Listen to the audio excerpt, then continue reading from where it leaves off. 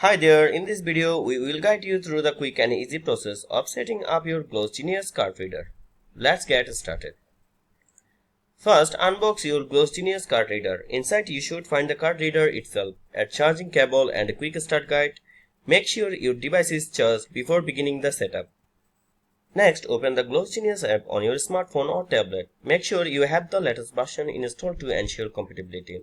Navigate to the settings menu in the Glossgenius app, then tap on card readers or payment devices. Choose the option to add a new card reader.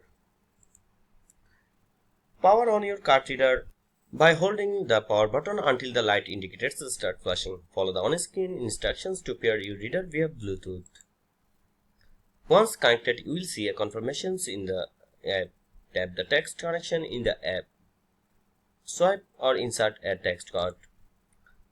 If successful, you are all set.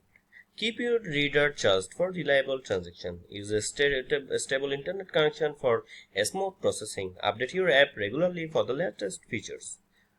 And that's it. Your Glossgenius card reader is now ready to accept payments.